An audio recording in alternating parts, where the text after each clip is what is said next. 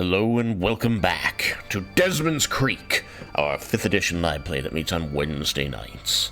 Last time, the party decided they needed to finally verify all the stories that Serena had been telling them since they acquired her in the Underdark, believing all this time that she is the true Claire Evenhand, who had been kidnapped 10 years earlier during the party's assault on Lightstone Keep, which is a far-fetched and difficult-to-believe story, but the party was willing to hear her out, listen, and believe. But finally, just to be sure, before they made any major political moves, they brought the question to one of the archmages of Bromdor, the mage in residence, Lara Mendes, one of the heroes of the Draco War, who was able to provide for them, as had been advised by Vulcan, the access to a spell called Laramanda's Historical Lens, which let them look at the events of a time and place in the past. And they were able to use this spell to see the day and the hours that were spent by this kidnapper, this impersonator, who, as he interrogated Claire, had her removed by a drow to the Underdark and then took her form right before Leah Lumas came up to the second floor of Lightstone Keep to find her there.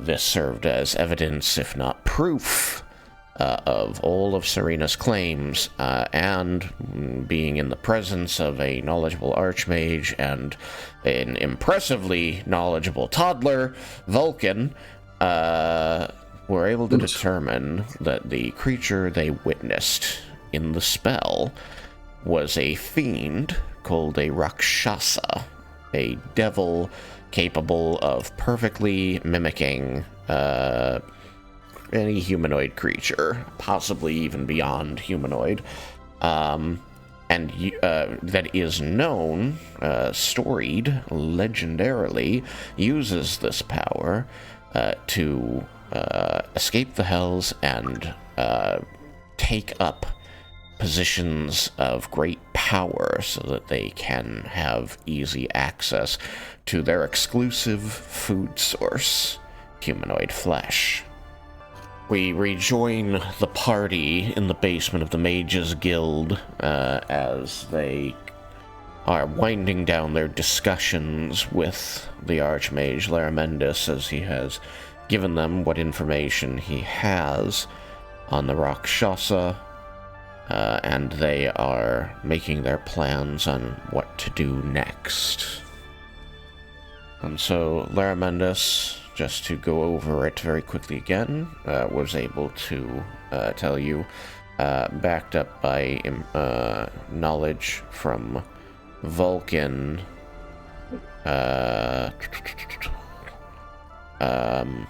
that A, it's a fiend, B, it's a shapeshifter, C, it has limited magic immunity, and therefore spells and magical effects of lower than 7th level will not affect it.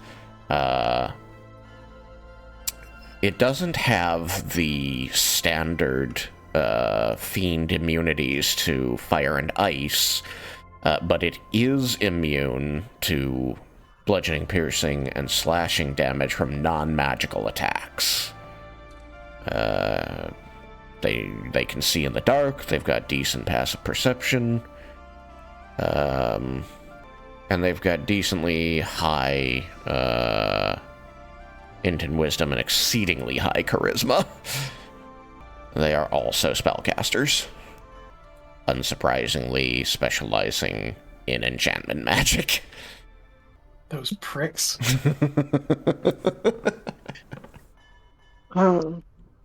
Is it known how far their immunity to spells extends? How far?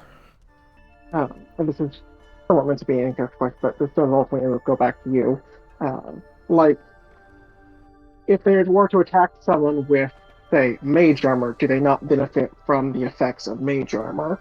If the being casts a spell, can the spell itself be counterspelled, or is that counterspelling a creature? It's an interesting question, and it's one I've been looking at and trying to figure out for a little bit, because unfortunately the wording of their limited magic immunity creates a number of corner cases that Alex and I were discussing. But because it says that they are immune to the effects of lower level magic, they ignore the effects of lower level magic. It would seem that unless you upcast your mage armor to 7th level, they ignore it if they attack your AC. That makes sense. I know, it does not directly say that, but, like, this is... Yeah. It's all going to be interpretation. I'm with you. Like, that is what I more or less expected the answer to be. I'm just trying to make sure that I have as much nailed down as I can. Yeah, I'm trying to be very consistent about my ruling on this too, but I'm going to be a little bit transparent that, like, I feel like the wording here is interpretable. It's wibbly wobbly. So yeah, there might be times where we have to discuss how we're going to apply the rule. Okay, so for one relevant case, that I would kind of like to know going ahead of time, and this is something that she could discuss in character here. If I were to cast darkness, I fully expect it would see through the darkness. However, I have a non-spell ability that lets me turn invisible so long as I am in darkness. Would the fact that it's not affected by the darkness somehow shut off my invisibility? Or would I still be able to be invisible? I don't see it ignoring, like, your power functions on the darkness, so it wouldn't be that, like, because, like, otherwise anybody seeing through darkness, right, would stop you from turning invisible. So I would say no, that won't stop you from turning invisible. Alright. It is really interesting to think that it's like, oh, it's a 2nd level darkness spell. It ignores its effects. The darkness is not there for purposes of how this thing sees. Yeah, I just imagine missile of the darkness, and the rocket also says, "What darkness?" What darkness? I can have the darkness, and it can't see it, and I can just turn invisible, which I hope would not be able to see through that if it's not a spell. So I just can kind of blink in and out. Or have something that's like not the giant ball of darkness giving my general area away while still invisible. The Rakshasa uses magic missile. What are you attacking? I attack the darkness. Interesting. It's Twilight. How did that get there? It is something I will need to think about and address at some point, because, again, like I said, the wording creates ambiguity on some things, because it simply says spells and magical effects, and then it says it has advantage on saving throws against all other spells and magical effects. Can be affected or detected by spells. I mean, I know what. Affected or detected by spells of 6th level or lower. The other one says magical effects. So actually, it's not immune to magical effects that are non-spells that are lower than 6th level, which is interesting. So class features should still function. Yeah. Yeah. Like, if it's a feature that gives it a save, it'll have advantage, but if it's just a feature that puts an effect on the character, then it just happens. Would be my understanding. Yeah, that seems to be the case, yes.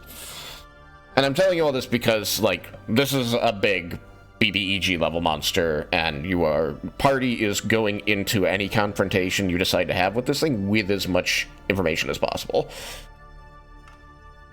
And part of why I'm wanting to try and bring up these questions now are if I run into sticky, gooey corner cases that might need a few weeks to mull over. Hopefully not so long, but yes, effectively yes. But yeah, so basically all the information I'm giving you right now is questions that the Archmage will answer, because, as he has said, he is very busy with a very important experiment, and you guys have this. He also can't condone a coup. Yes. That's right. The real It just made clear if you are talking about... can't get involved because it's political. Yeah, no, we're not dealing with this Rakshasa. I heard of another one over in that wood over there. Yeah. We need to know how to fight that one. He's absolutely playing with the, like, on the knife edge of what he's allowed to do. Because you just, like, he can talk about Rakshasas. Mm-hmm. He just can't tell you how to fight that Rakshasa. Yeah. I didn't tell them to fight it. That one was leading the country, and that would be a political maneuver. No. But they did have questions. To me, how to they fight had the them form they were asking in general. Yeah. It Like, was magic. You can tell us what the weakness of a Rakshasa is. You can't tell us how to fight it in that particular room, or what, like, the captain's defenses would be my guess. I cannot, in the same instance of meeting you, tell you what the weakness is, and also sell you an item that plays to that weakness. That could be construed as... If you go upstairs and ask for this item, though, and it happens to be sold for this price... That's suddenly it's out of my hands. A happy coincidence. The Mages Guild is happy to be of service. Well, I don't have...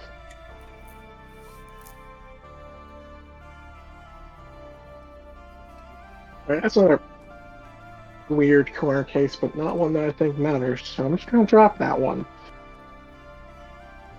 I think that covers my primary questions.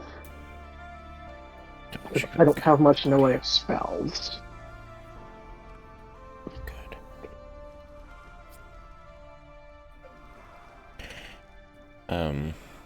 The Archmage, will say, as I said last, as he said last time, you know, this is getting to coming up on the point where, like, things are getting close to him being directly involved in a coup, which would be very bad for everyone, but especially the Mages Guild, and every other country that has a Mages Guild. So, at this point, he's going to encourage you to take your musings and discussions someplace not here. And his trying to coax you back up the stairs and out of the Mages Guild becomes a little bit more hurried as a, like, magical illusion appears behind him looking like an egg timer and jingling at him, saying it's time to check the thing. At which point he says, shit, I have to look into that. Thank you for your visit to the Mages Guild. If you ever, unfortunately, come into possession of another L4, I encourage you not to use it. I hear it makes great kindling.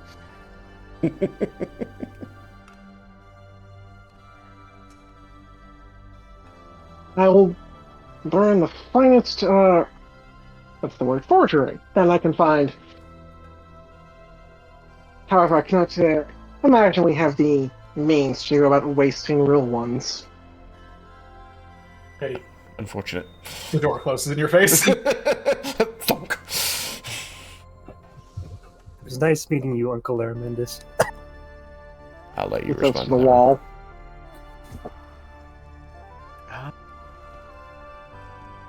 Don't know that it would carry sound. Because this is going to a magnificent mansion. Of course it is. Vulcan would have probably picked up on that. Just I because would have tried to say that before you closed the door. Okay, but as I look forward to when we can see each other again. And then the door closes. You head back up the stairs as the stone wall that you had been permitted through slides back into place. cutting you off from the lower level in the Magnificent Mansion. And the representative of the Mages Guild, the Dragonborn from before, meets you at the top of the stairs and, directs you with smiles and hands toward the door and says, we hope that you were able to have all of your magical questions answered and that you have a magnificent day.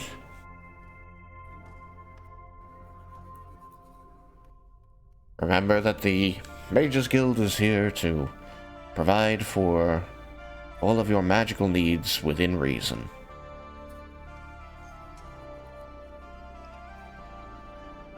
Thank you. Reggie probably doesn't seem like he's in a great mood, but he is. So, like, the party probably knows that Reggie's not, like, thrilled with Laramendos, but this is not something that he would let slip to, other people. I just want to just smile and nod in response. Alright, so you've been told what it is you're up against.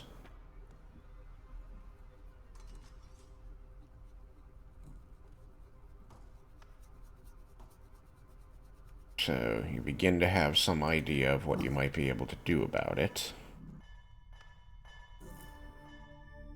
What would you like to do? Where would you like to go?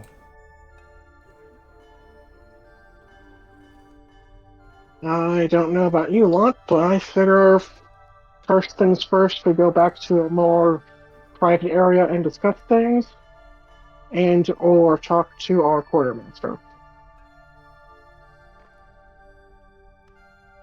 I think both of those things sound reasonable. Yes, we should return to the Syndicate.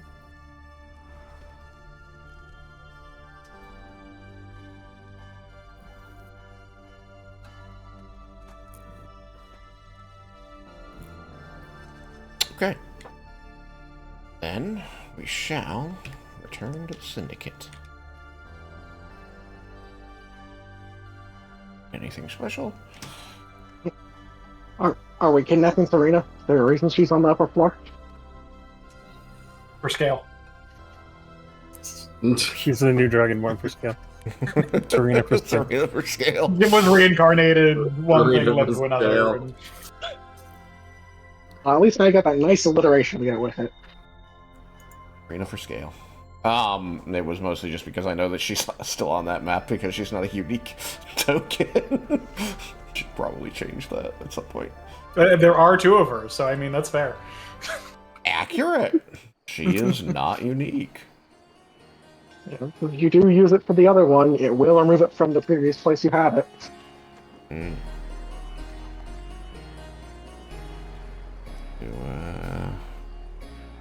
Get her out of here. Go on.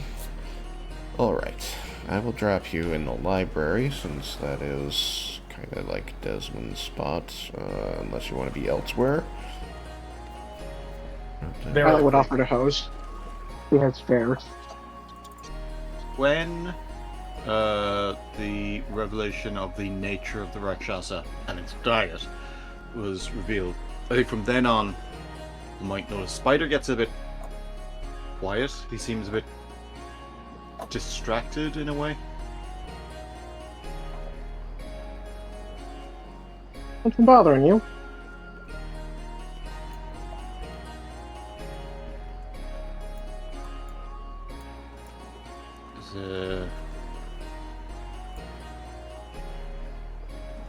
The Rakshasa, it just reminds me of something from my past. You know a lot of beings?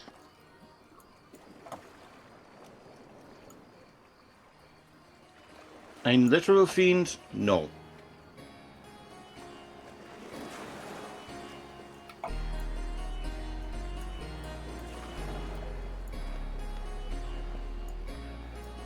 But the person I am thinking of was a fiend, lowercase f, fiend.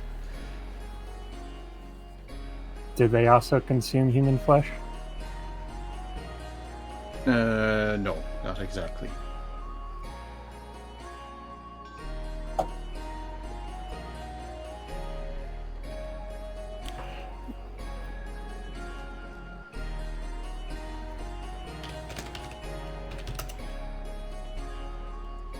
Is it something you want to talk about?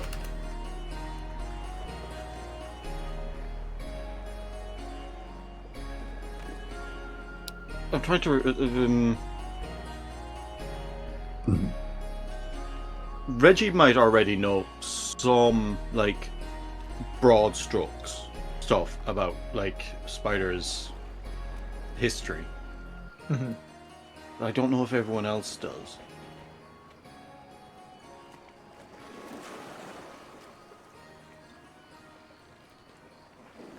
You know, I don't know if I he's think ever, in like... either respect, Reggie's question probably stands.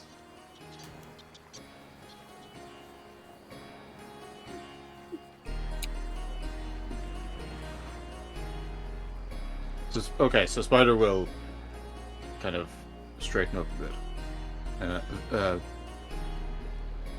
You may know some of this, you may not, but when I was a child, my family, we worked this small area farm, and when my parents died, I was left an orphan, and our neighbors took me in, not out of the goodness of their hearts, they simply wanted to take our land, and keeping me around gave them some sort of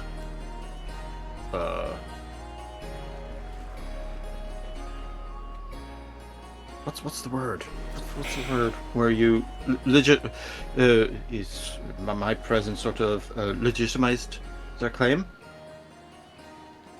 But then a man came to our village when people started to die.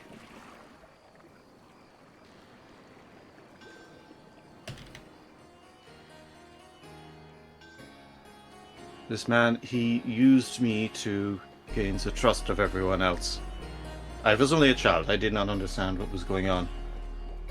And he was very charming. And there's a way that the look on Spider's face when he says charming is like there's a double meaning there. Eventually I've realized what he was doing, and I tried to make my escape, but he turned on me. I was lucky to survive.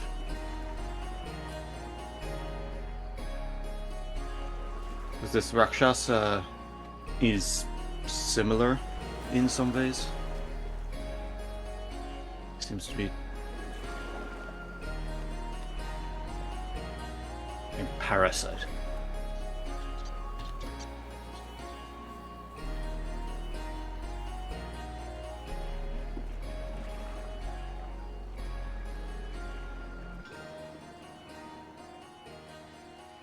Now we have each other, so that we can all go in together and get rid of the fucker.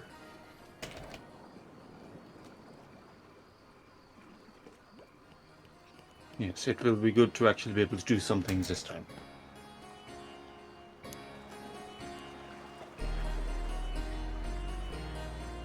There's the question, of course, who's going to lead once we remove the Rakshasa? Doesn't seem like Claire was very interested. No. Well, unless we intend to appoint them ourselves, it won't exactly be our decision.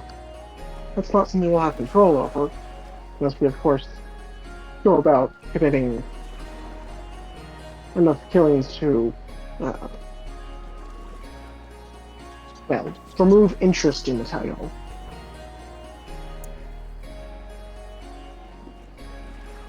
But that is substantially more bloody work than I'd be interested in.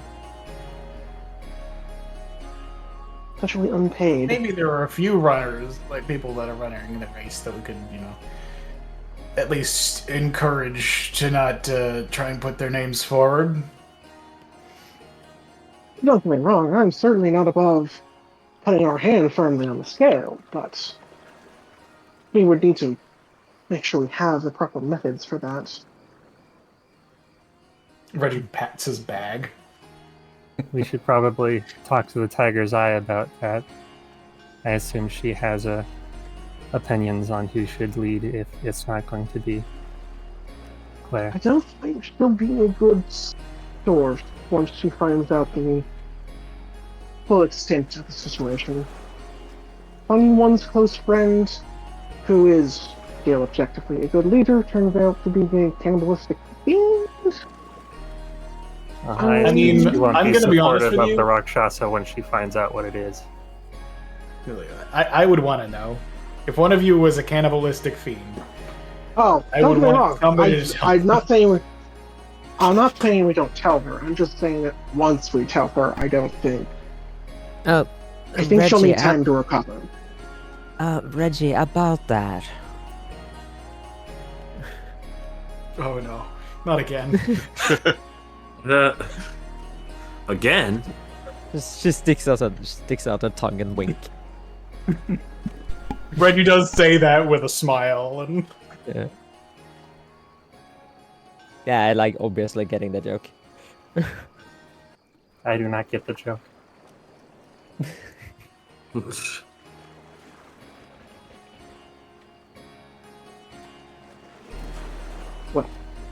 There is, of course, the other solution. It's, well, perhaps a bit reckless, but could work out. using the hand to cast on the Rakshasa. That would be it.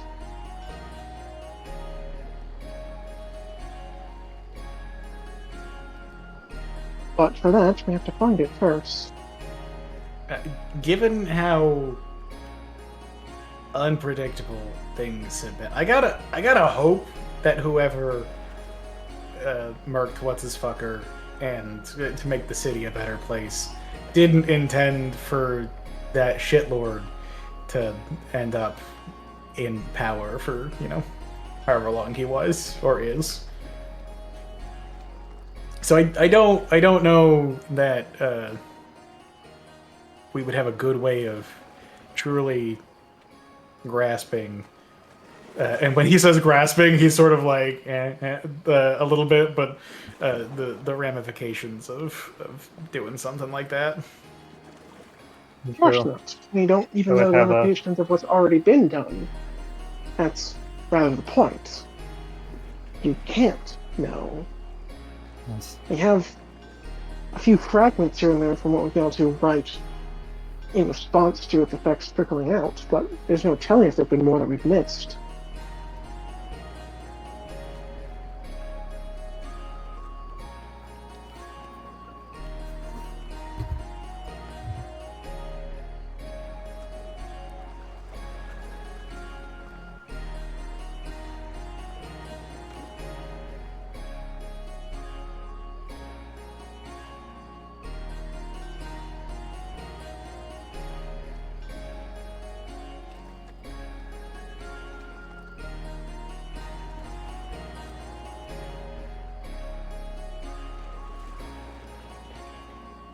But regardless,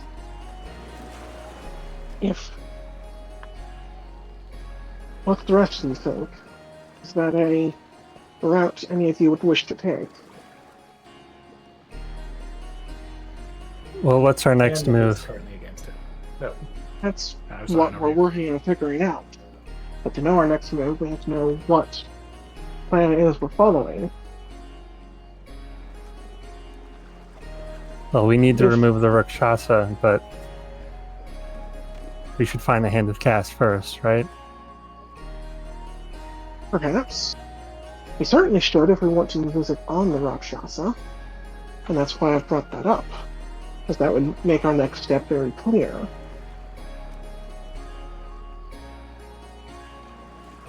But it seems the others have gotten a little case of lockjaw.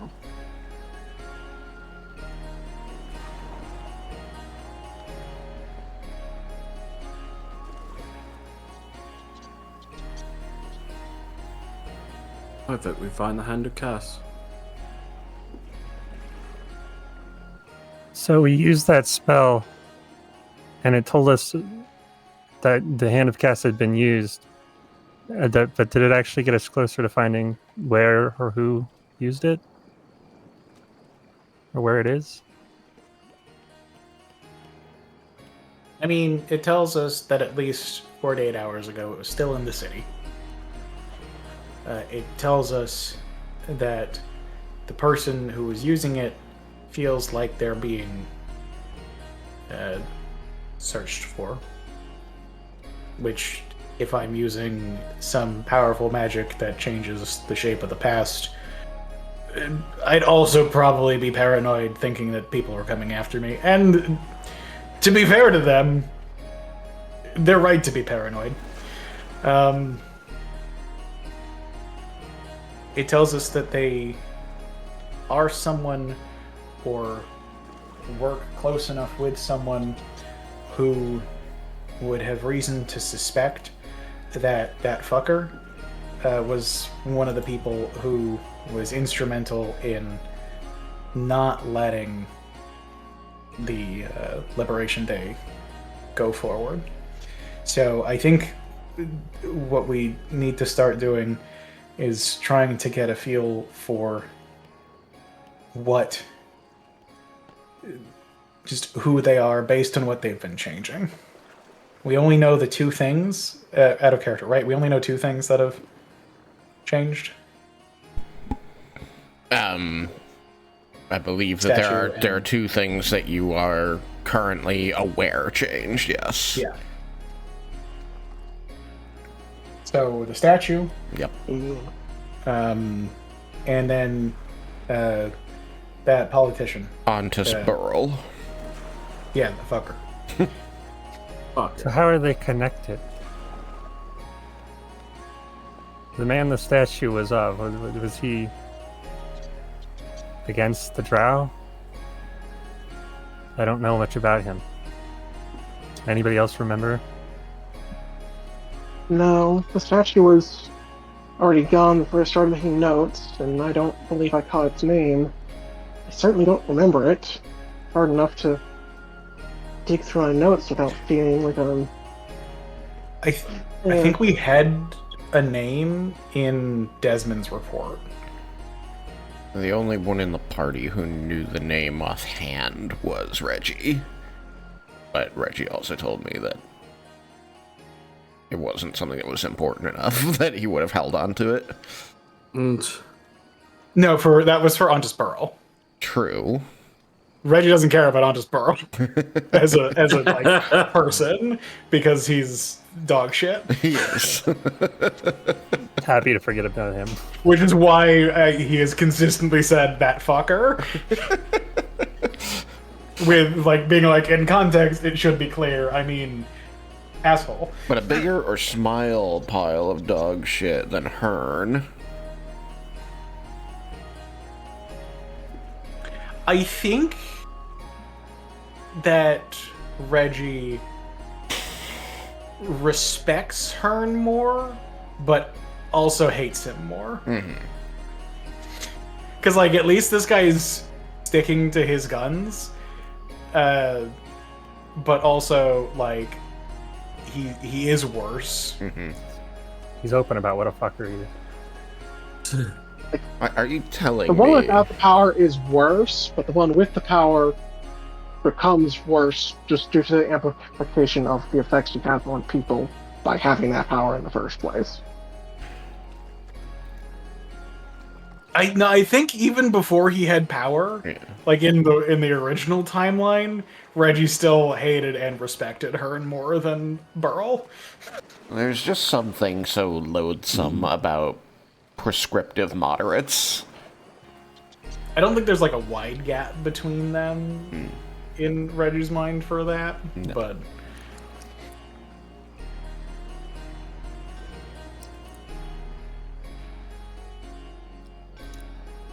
At least the other guy chooses to do something rather than choosing inaction to stagnate everyone.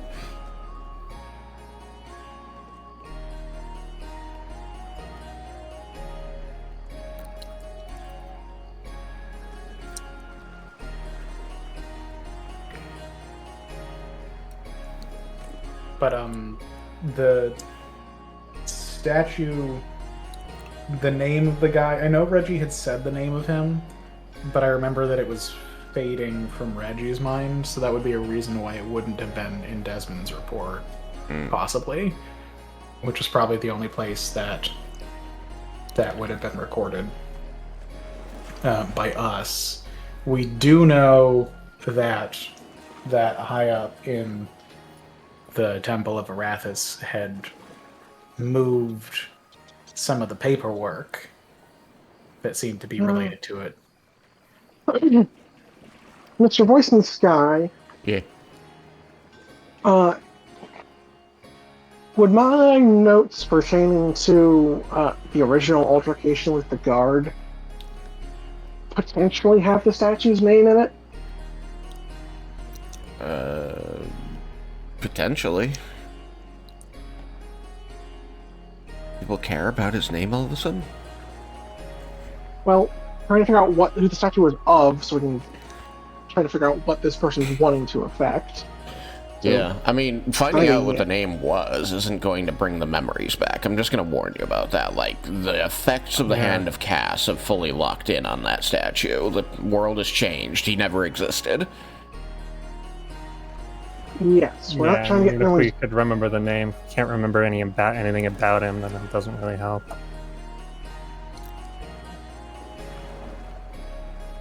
So what do you want me to, what are you asking for?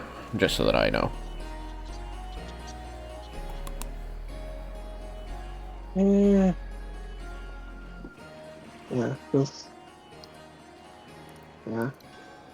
I guess we don't know anything else about it other than the name is pointless. So Do we still know that it had been someone that was like integral in establishing the underground? You might still have enough of an inkling on it that, like, they were important to the underground, yeah. But, like, I want to emphasize that, like, it's now been enough days since that use of the Hand of Cass that it's like, it's just all faded, gone. You've got wisps of memory of memory.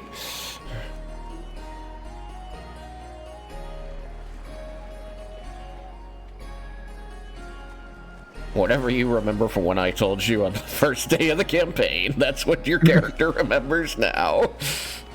Ah, so nothing. I remember Granny Vicky talked fondly about the guy. Somebody liked him, you remember that. Alright, so that ultimately seems like a dead end, because even if we could round up a tiny bit of information, there wouldn't be enough to even try to reference back with what this person most recently did to figure out what they're doing. So what information does the spell give us? Like, what do we have to go off of? Well, it is pinned in the Snark journal, I believe. Yes, I'm more like this most recent casting. Like, what did that casting specifically give us? That casting specifically gave to Reggie the general direction and distance of the person who used the spell at the time that the tracker was cast, to where the tracking was cast, so you know the real-time direction and distance. But then with an extra check, Reggie had determined the exact time, how long it had been since the Hand of Cass had been used, and the surface level emotions of the person who used the Hand of Cass. Sorry, Sam. I forgot that it gave us the like vibe of direction and like distance-ish for where they currently are, or currently were.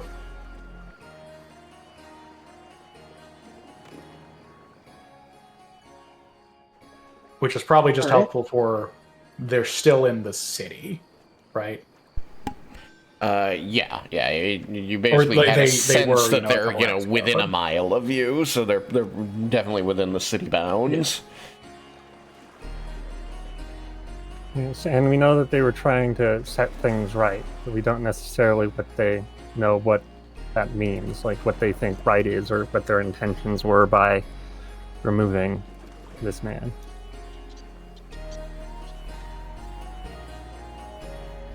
We can guess based on the effects, but for all we know, the effects weren't what they were hoping. Trying to track it through the effects, I don't think is going to bear fruit, just because by its very nature, we're going to lose the information we need to figure it out. Do we have enough information that we think we could narrow down with Commune? Commune already was fuzzy when it came to stuff around its use.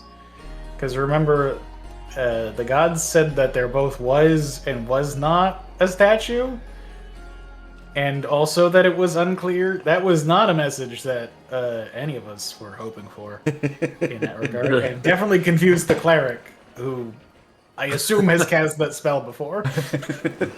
Yeah. True, but with the Commune, we would be trying to narrow down its location, not what its effect on. At the time, we didn't know what was causing the... Oh. If we want to narrow down its location, if I understand correctly, that the... So, this is a player question to the voice in the sky. So from my understanding of reading the pin's message here, the sense of direction you get is to that where the person was when they used the hand for that event, or is that the direction towards their current location, Current right location. now? Current location. Okay. You gain a sense of direction and distance to the cause, a person, perhaps, of a temporal anomaly created by the Hand of Cass.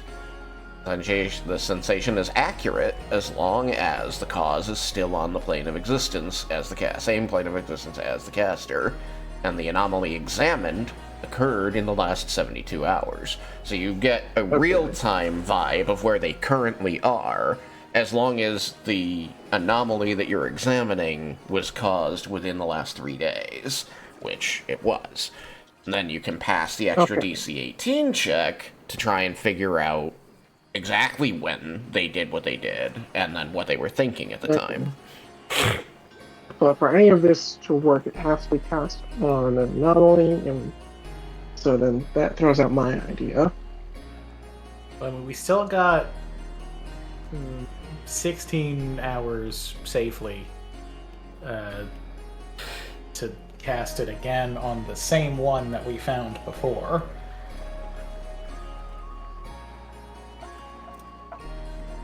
That is potentially accurate. There is no verbiage saying it consumes the anomaly. This isn't some kind of Langolier shit. It ain't the past. So I mean, that would give us some time if they moved since then. I mean, it would give us an idea of where they are now, and then we book it in that direction. I suppose we can try. It's better than nothing, but without anything to actually look for, I don't know what we'll find. It's at least a place to start. And can you do it without being noticed by the gardeners? Or other household staff? I think we should wait until it's dark.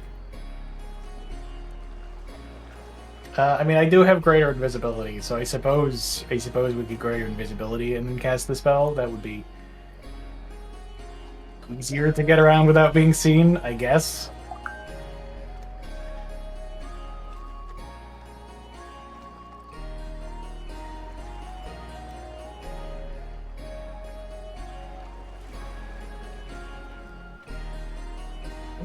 This is something we can do. But I mean, you are right. We have, we get a direction and we get a vague-ish distance. If they're on the move, like if they're on the road, if they're, like if we could cast it and repeatedly to follow it, or different places around the city to kind of point towards some in a more specific sense, it'd be more useful, but since it has to always be a set place determined by the person with the object, it's always going to be a vague trail. Unless he starts doing a bunch at once, which is going to be a lot more problems. I mean, you could try and figure out some way to bait them. He could, but we'd have to understand them, and to understand them, we need to know what he's getting rid of.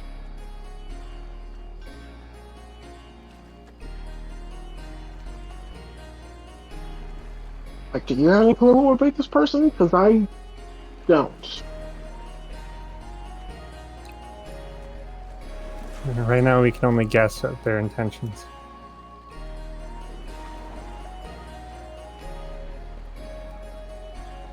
And furthermore, I know that Desmin said he wanted to go after the hand first. What about the rest of you?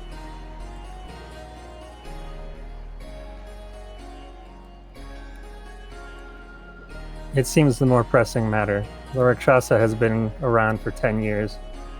They can wait a few more days. Right, that's Vulcan.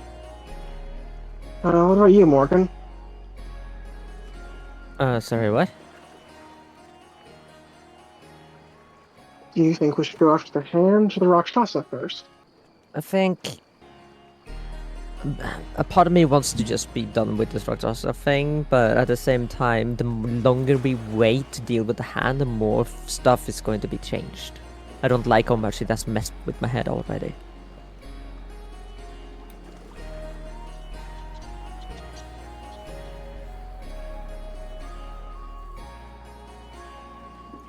Alright.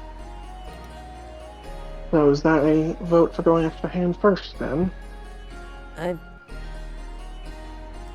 I think so. Fuck, I don't know.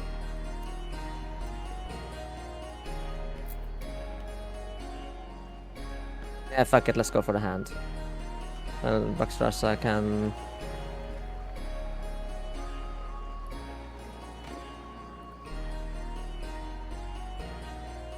I can maybe get someone to look out for them, so make sure that... No, I can't do that either. Damn it. And I wanted to eat more humans. Both options are bad to leave alone. Do I know how often the Rakshasa feeds based on what I know about it? Not specifically, but if there aren't enough people going missing that it's drawn attention already, it's probably not super often. Not like 3 meals a day often. Can be a lot of people to go missing. Yeah. But it is a city, and it is not without its statistic of people going missing. Dying mysteriously and things like that. Quick questions. I'm not sure if I taught correctly or not, or if there should be an error of nomenclature. Does it specifically eat human flesh, or like flesh from the common races? Right? Humanoid. Okay. It does not have to be a human. It could be an elf. Or a tiefling. Or an orc. Or a dragonborn. I would assume pretty much any race. Yes.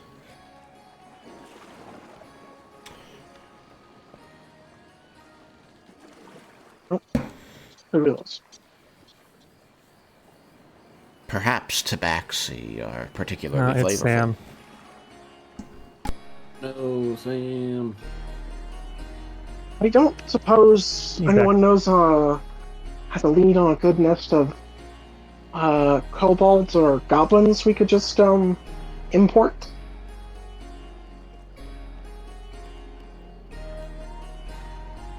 Are you suggesting bringing in a family of goblins, bringing them to the castle, and going, "Hey, Claire, we know that you eat people. Here are some people. Eat them instead of the people out here"? No. No, I'm.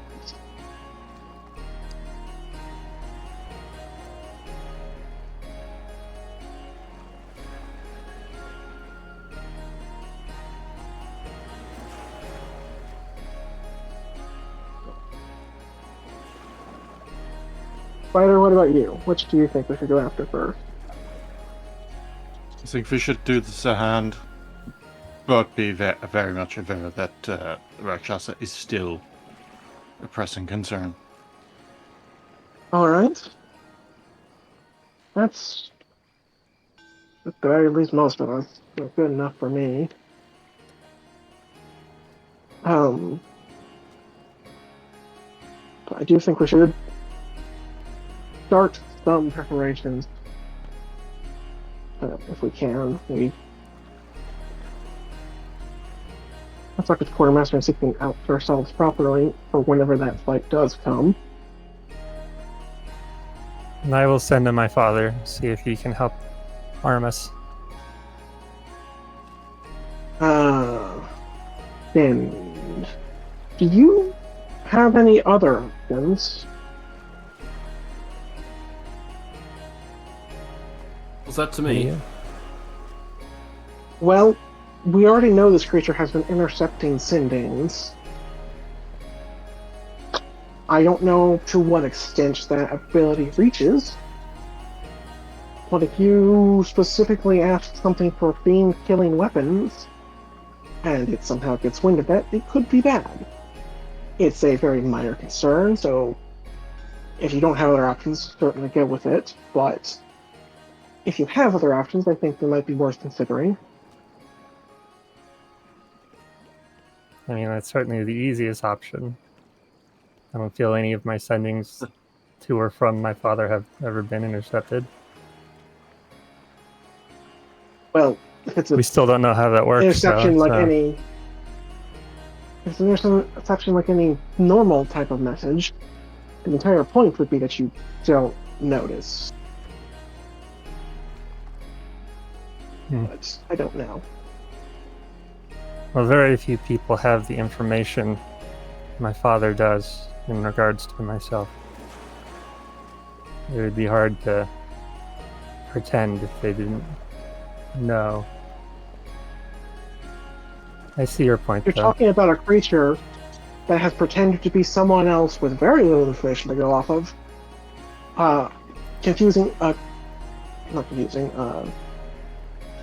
Tricking its victim's closest friends for 10 years. I don't think having a bad poker face is something we have to worry about. I'm just going to jump in here for a second to say, just to not overstate that it had very little information, you all witnessed the interrogation and you know that it went on for hours. Well, So hours? it's like Okay. it didn't know Claire for her whole life, but it was able to clearly glean a lot of information in that time. So it did have some. I guess I had missed that one for hours. To me, it had sounded like it was more rushed, at least more rushed than it wanted it to be. It was more rushed than it wanted to be. It would have normally spent days doing that interrogation. Okay.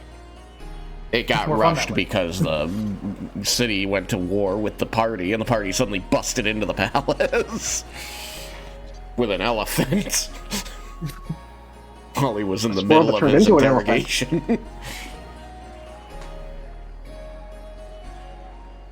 Alright, so... But yeah, back to- so I wasn't going to sit there and ask random questions for hours. I probably just failed to convey that, yes, a good deal of time passed. Although that is the nature of trying to sum up large amounts of time into small sections. Yes. So, say yes, you're correct. It was a relatively small amount of information, but it was still like hours worth of questioning that he was able to get out of Claire. But, so, had more information than I originally thought, but still the comment on it almost certainly has a practically perfect poker face, I believe still stands.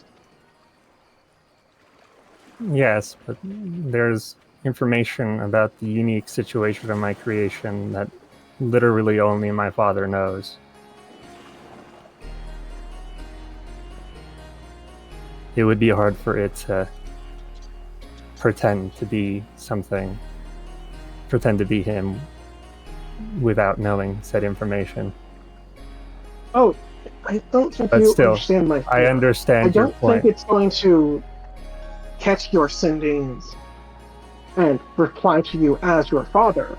I think it's going to get the information and then, under the guise of having us arrested for various things we either have or have not done, get us brought under its power legally and then put us next on the menu. Except for you. I think you'd be a bit tough. Crunchy. Yes, as I lack flesh, I think it would be hard for it to feast on me. Just chew on the soul coin for a while. Regardless, I'm more worried about getting the information of you requesting those things from your father, not the request not going through. Because I don't know how this works or the spells work, but if you're intercepting messages, you don't just take it and respond back. I mean, sometimes you do. But most often, you take the message, find out the contents, and then you pass it along.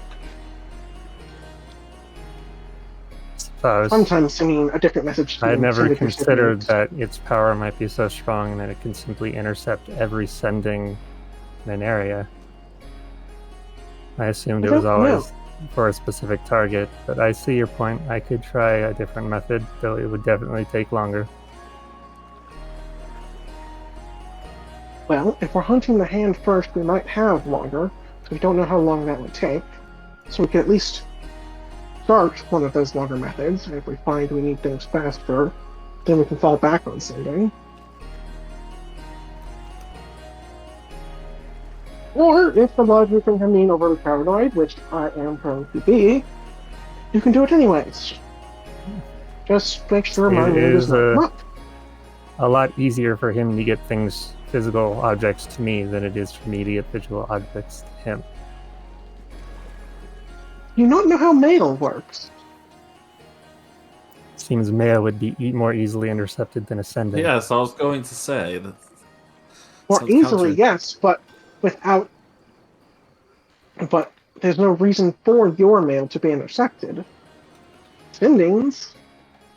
Perhaps. Perhaps not.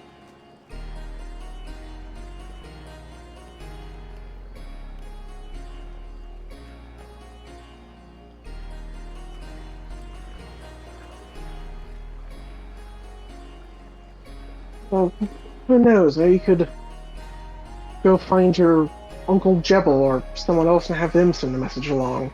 They seem overly chatty, but regardless, his That's a good fears idea. may be entirely unfounded, so do as you wish, but if you do go the route of sending, please keep my name out of it.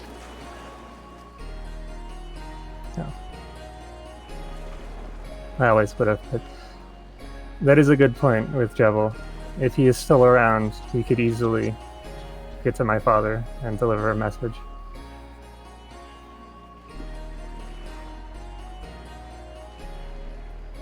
So perhaps after spell slots have been expended in the efforts of finding this hand, we go investigate that lightning rod? See if he's still around?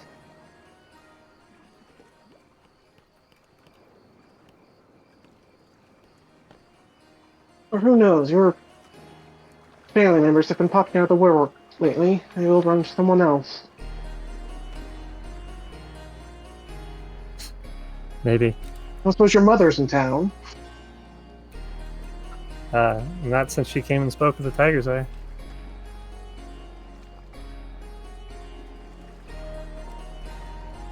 That was a few days ago. Maybe a week. You have no idea the temptation to just have, like, Raiken appear on a table with Cyrus surfing on his back. We haven't run into my Uncle Cyrus yet. Maybe we'll run into him sometime soon. I mean, I don't care. I haven't been coached on this, but given the likely nature of his interest, me getting dropped into the middle with no idea, probably be about right. So that is DM's discretion over there. Take it up with him. Everybody watching the corners of the room like, is it gonna happen?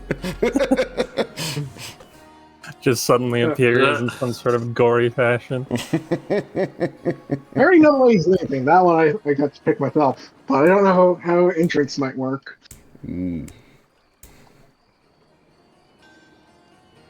Regardless. Yeah. Message him as you see fit. What about the rest of you? Is there any other ideas for sourcing proper equipment you may have?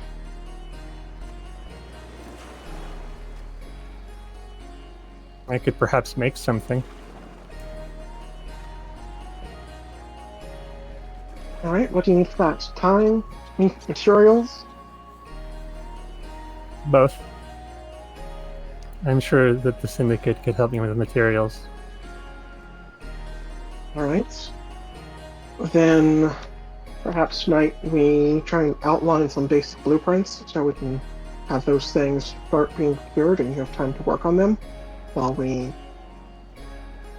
in between attempts to hunt down the bearer of the hand. Okay. And I think at least anyone who's interested and has some coin, it's worth just talking to the quartermaster. The one who did magic, was it Jules or something else? Can't remember the person's name. The magical quartermaster. The name Jules is coming to mind, but I also had that name come from a lot in the book lately, so could just be taken I know there. that Jules was one of the Sons of the Imminent Dawn. Yeah, she was the cleric. That I know too. Mermaid. Quartermaster Helen Primrose. Huh. Well, Rose was the other thing going in my head, but at least was vaguely in the right direction, but not close. But especially for those of us more martial inclined, I think at least a discussion with Primrose is prudent. Yes, Helen specializes in acquiring ingredients, spell components, and magic items.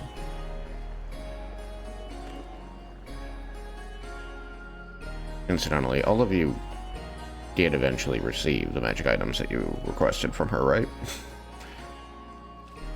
I've not forgotten to give you something you were owed.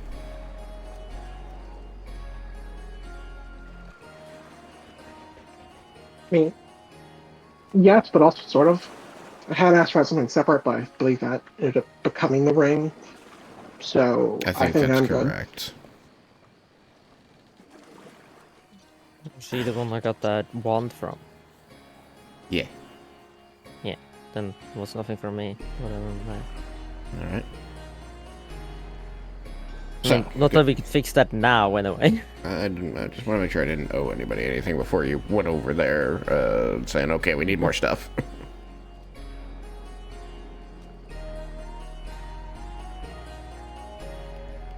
Nice. Hopefully she has a bunch of magic guns just in the back. Are you even any good with a gun? I haven't seen you use one. I mean, I'm an okay shot. I'll roll deception.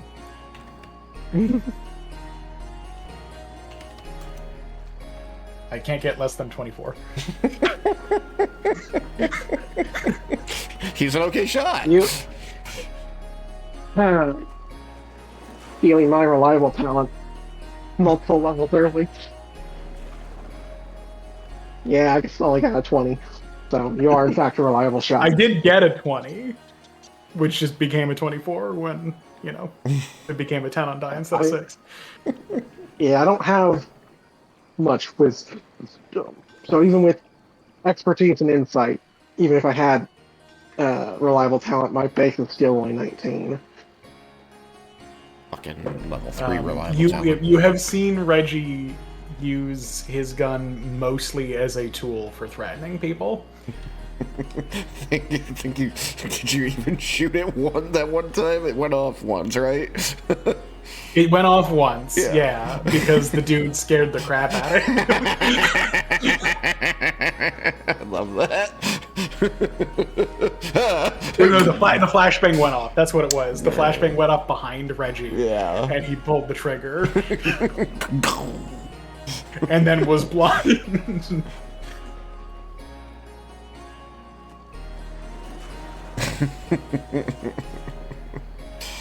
Alright, so... But you have not seen Reggie use much in the way of weapons in general. That's not really his thing. Likes Molotovs, though. That's true. You have frequently seen him use a Molotov. Are your Molotovs magic?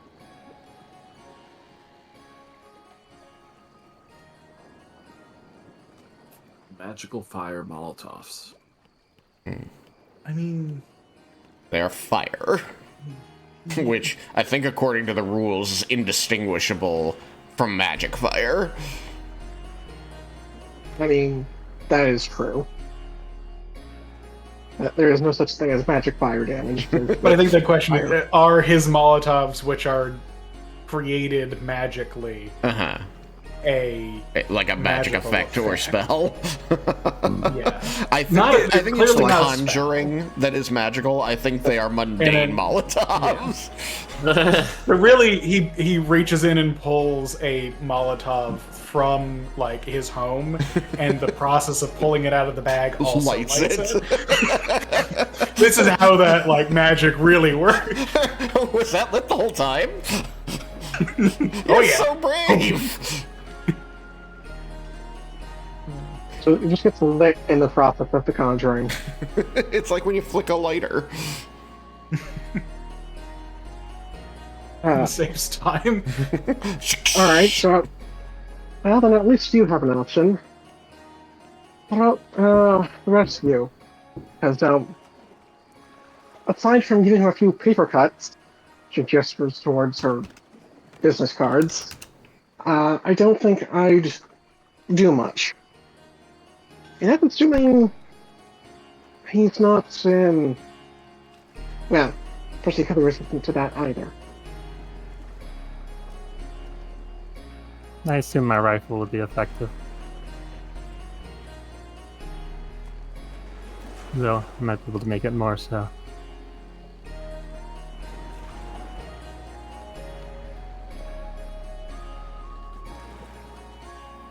Well, my mace isn't magical. That's a problem. Possibly. Or is that not a problem? I can't remember. It is a problem. Magical is a problem. I can't remember if that's a problem or not. Sounds like a problem. I might have a problem. You will need to procure some sort of magical weapon. We're at the very finally going to least. surpass Raiken. I don't know. Those are expensive.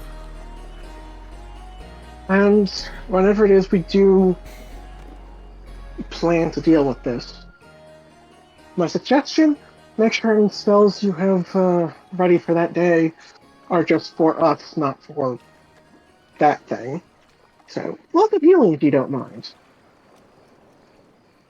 I mean, I can do the healing. That won't be a problem. But anything against that, I'm pretty useless currently until I get level 7 spells, which I don't think I get level 7 spells. At 13th level, you do. If we make it to level 13. Yeah. From my understanding, that the maximum possible cap for this campaign is 13, so you might get a spell. Make it count. Spirit Guardian's level 7. I mean, there are worse ways to spend a spell slot. At least ongoing. 7's No, 7's fine for Spirit Guardians. It's shitty for Spiritual Weapon. Yeah. What level is Wall of Force? 7, right? No, Wait, Force Cage is 7th. Oh, so Wall of Force would be 3 then. 5th. No, it's 5th. Oh, it's Almost 5th. all the wall spells are 5th. Does that mean it could just walk right All through stone, it? wall of force. Yes, yes, it could. I don't think I could shoot through it, but I could absolutely just walk through it. That's hilarious. It cannot be affected by spells of 6th level or lower. Unless it Yeah, wishes no, to that, be. It's like, Anything- a wall of force. That's cute. It's like, all right, I'm done with this. It just walls of force us and walks away. Just Well, walks what's through worse is that if it can cast it, or if it has a mage that can, it could just make a cube of force, stand in it, step out, attack us, go back in the damn cube. Right. Just builds itself a little fortress to fuck you from. And it's protected from the astral, too. Protected from the astral, protected from the spells. Oh, that would be nasty. I hope I haven't just spoke that into existence. Well, let me We're check giving its the spell DM idea. list. I guess I do have one question on that then. I played the 5th. with my- What's your question? So my obviously my weapon's not magic itself. Right. But if I hit, like obviously the normal damage wouldn't hit, but would the divine strike then still hit? It's a feature, and so that means it's not a spell, so yes. Okay, so I can at least do some damage. Yeah. That's more Not than me. much, but if it's fiend, do I do double damage with radiant? Only if it's weak to No. radiant, which you weren't told it had a weakness like that. Not every creature type has sensible weaknesses and resistances in 5th edition. Yeah, it's just because vulnerabilities are so strong. Vulnerabilities are really It's very strong. hard to give them out.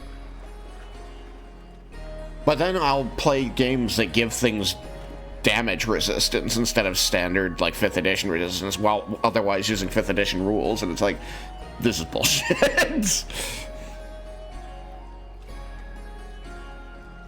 Like So I'm not old school. completely used Yeah, to like it. old school DR. Like, we're like 3rd level, so your average damage on attack is like 7 points, and it'll have like DR 10. It's like, why? It's like cool. I can do Nothing. unless I roll maximum, in which case I do One. What? It's like, what? There's a reason that they didn't have both DR and resistance in 5th edition, because it's balanced around not having both. Yeah. If anything, I would probably keep the modern resistance immunity, but do like inverse DR for vulnerability. So that's less like immediately destructive to whatever you can't hand it to. I don't know. I mean, again, it's like how things are balanced, right? So, like, I prefer DR, but that's also in a system where you're doing generally higher damages, so it's helpful but not game-breaking, and it still shifts the battlefield similarly to how resistance can. But at the same time, like, the whole point is that, like, sometimes you can be like, oh shit, I'm completely ineffective doing that, I need to change tactics, whereas with regular resistance, it's like, well, I'm doing less damage, but not no damage, so I might as well keep doing what I'm doing. Yeah. So it's like, it's one of those things where it's like, how do you want the interplay of players with the challenge? I feel like the unfortunate side effect of 5th edition resistance is that it doesn't make them change their tactics, so it just ends up dragging things out. Yeah. I mean, that is kind of an overarching theme is 5th edition, with the change of resistances and the removal of most of the reasons you want to move in combat. Yeah, exactly. I do agree with that a lot.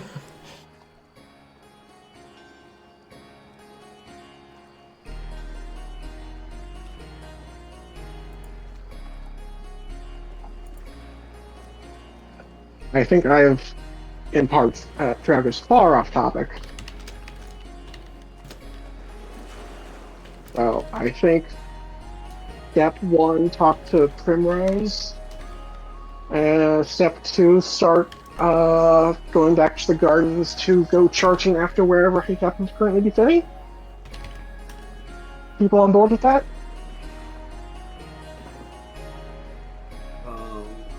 That sounds good to me. It sounds like I need to try to find a magical weapon. Which is why we're talking to That's Primrose. step one, yeah. Yeah. Oh, Helen okay. Primrose is one of the quartermasters who helps people connect with magic items. Ah, so they probably also gave me my diamonds. I believe that's where you got them, yes. Has it been made possible to, like, not is re-enchant quite the right word, but like just to take an existing magical item and improve its magical abilities? An existing magical item and make it better? We have Yeah, not 'cause- explored that, and there aren't rules for it, so anything we do...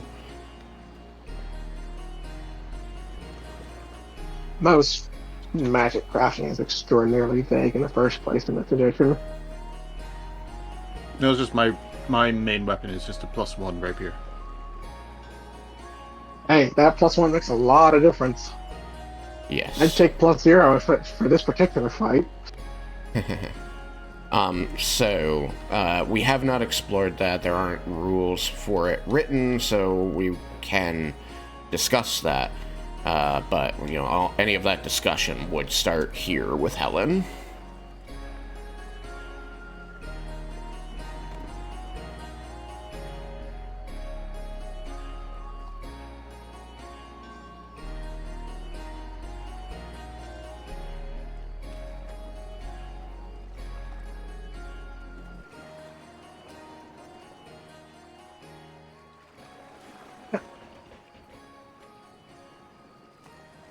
Do you want to have that discussion, Spider, or are you leaving it open on purpose?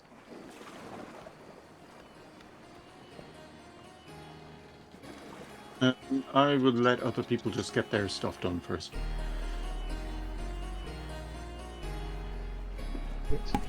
Yeah. Hello again, Helen. Don't suppose you're open to doing new business? Helen's going to turn back toward the counter from where she was going through some very sparse-looking shelves of stock, and looks only a little bit troubled before wiping the look away and smiling and saying, "Well, I can do what I can for you. What are you looking to do, Twilight?"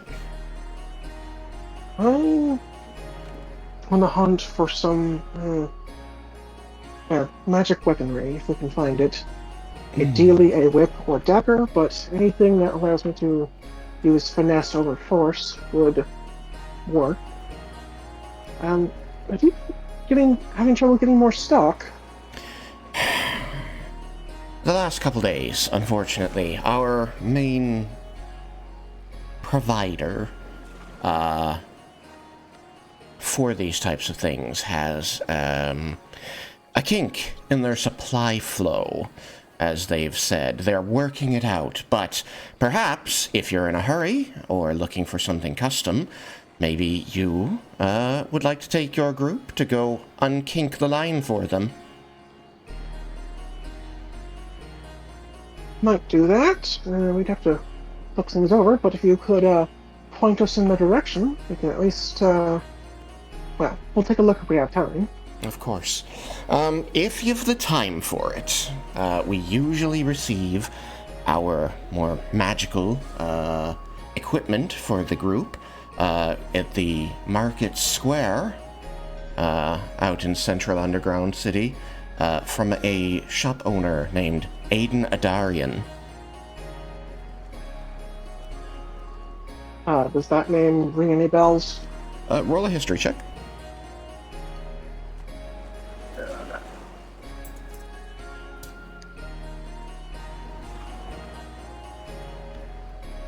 I'm gonna say no. That's a 5.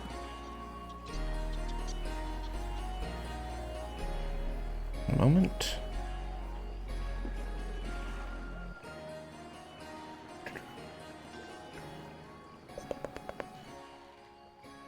You get a piece of information here that I have immediately forgotten upon needing it.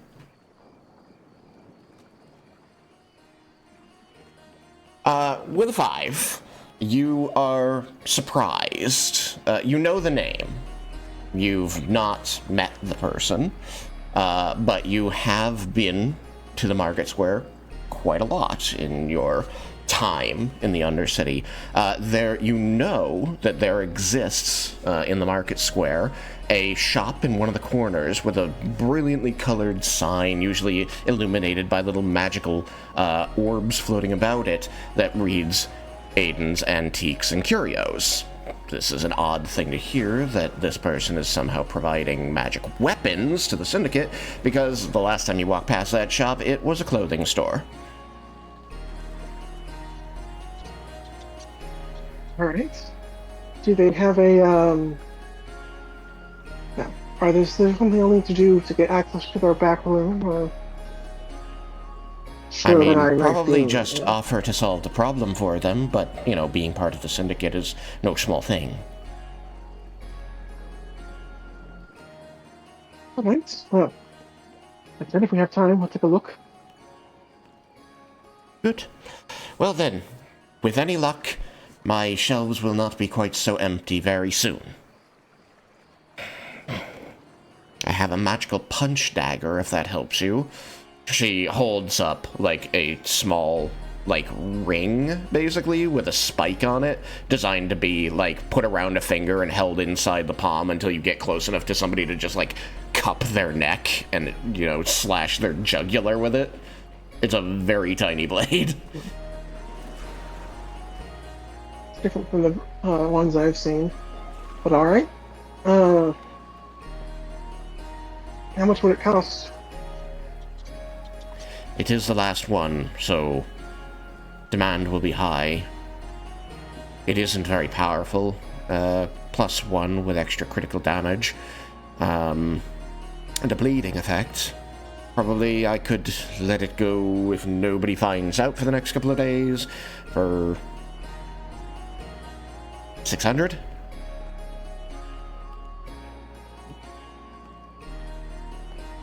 I think that's a little outside my budget at the moment, sadly. Sadly. Well, help out, Aiden. And I am confident that you'll be repaid well. Apparently, his problems are myriad.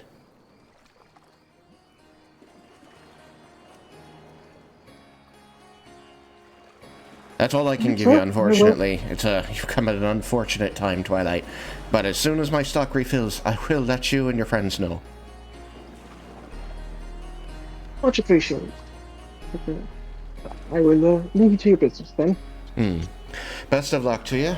There are other magical vendors around town, but I always got the best stuff from them.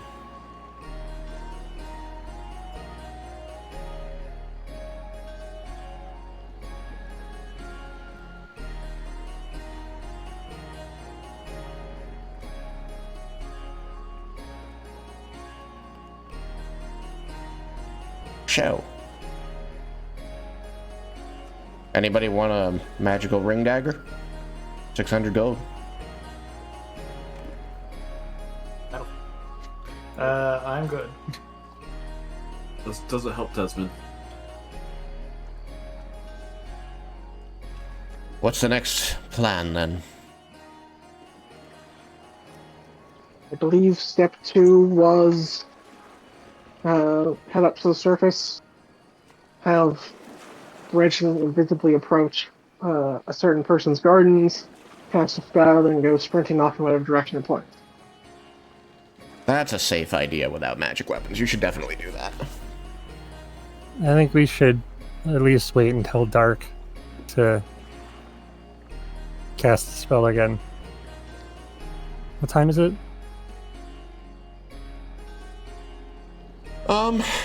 Given how you ran through activities last time, I think that it's probably getting towards supper, now.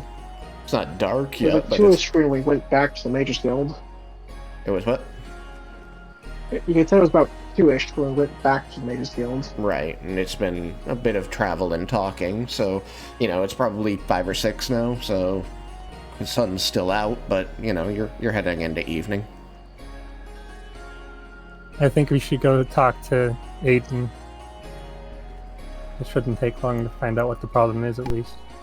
Yeah, at least to get a sense for what kind of kinks he's working with there.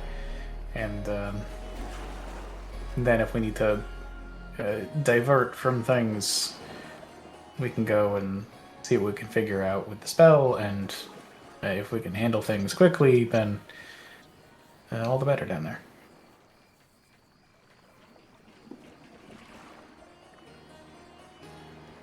Alright, so just give me a moment to grab my...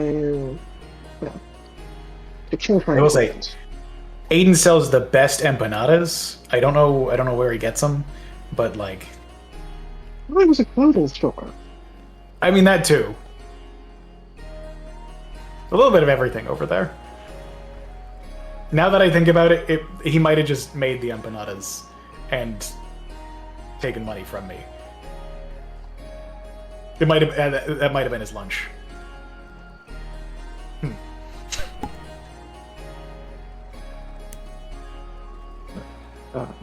Brody seems contemplative. Twilight's gonna go drop off her deck of business cards and grab her Miss Cloak.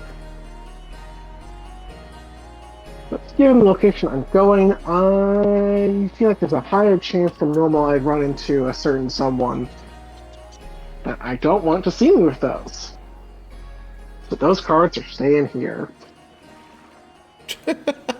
Okay, you're leaving your deck of cards behind so that the strange cursed item collector doesn't accidentally catch you with them. More or less, yes. I broke a shin because of you.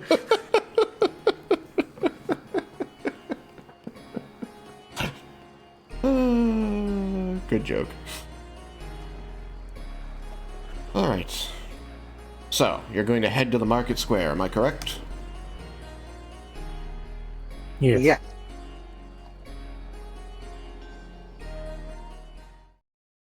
Right.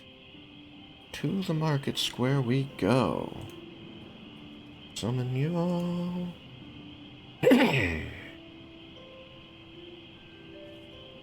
Desmin, Dusk. Oregon. Reggie. Link to community content. Twilight. Vulcan. Oh, that reminds me. I need to drop in that Spirit Guardians template. Ah, yes. Alright, so you head out of the Syndicate headquarters and through the tunnels to the market square where the plinth bearing the placard which talks about the unification of the factions underground into a cohesive whole and the peace they brokered with the surface. And you look around until you spot... Oh, hey. Until you spot a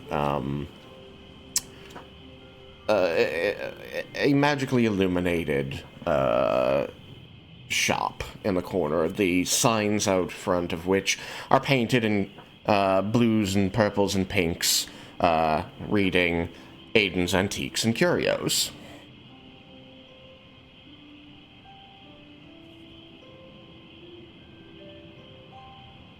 I think I dropped it in, but I'm not sure. Drop it somewhere I can't actually see. Odd. You good, Jacob and Thomas? You see the map? Yeah. Oh, hold on. It's something else has come up. Let That needs to me be downloaded. do this. Oh, does that work? Maybe I can fetch players there. Oh, sorry, I don't think you understood what I said. Oh. I had just said that I think I dropped in the token, but I wasn't sure if I had or not because I put it in a place I couldn't see. Oh, okay. Yeah, it's probably in the community content. It is on the board somewhere over there. Oh, is it? Okay. I Okay. think I can put them on the Oh, board, yeah, but because I I see don't it, have I see it, I see sight. it. So I can just, GM tools make this unique. Yep, you might need to size it to the 3x3 first. Yeah, I think it starts as 2x2 by default, no, it does. but I could be wrong. Tools. That size, 3x3. And flying if you want the base to be less obtrusive.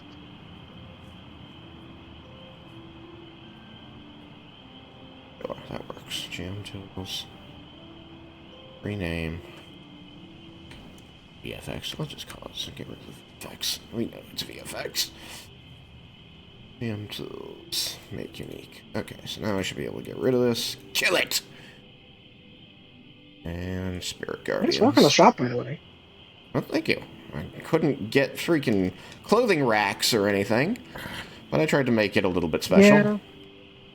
I tried to make a high-end clothing store for a Shadowrun game. Not having clothing racks was difficult. Uh-huh. What are those things on the ground? They are magical lights. In this, they'll be like motes of like mage. It's not called mage light in this. Dancing lights? Thank you. It's like mini dancing lights things.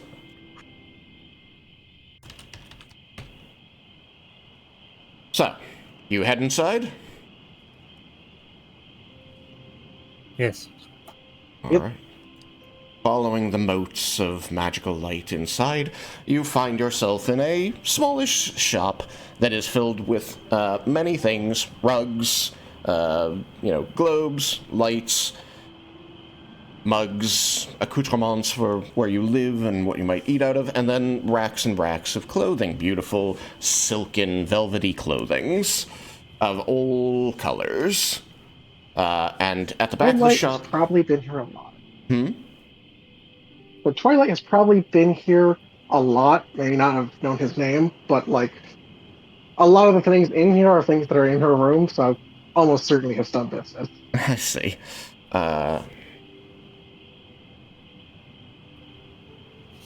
So, you're at the back of the shop, behind the counter.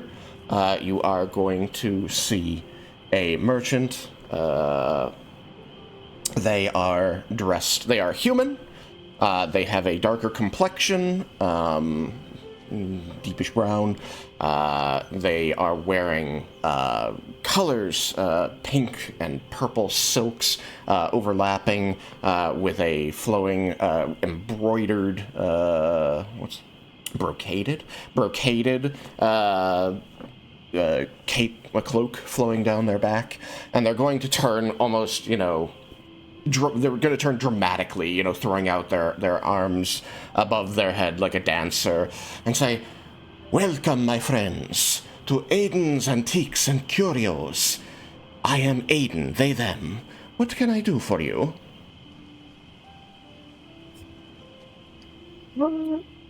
We have been made aware that you have a problem of sorts you'd like some help solving. You're from the Syndicate.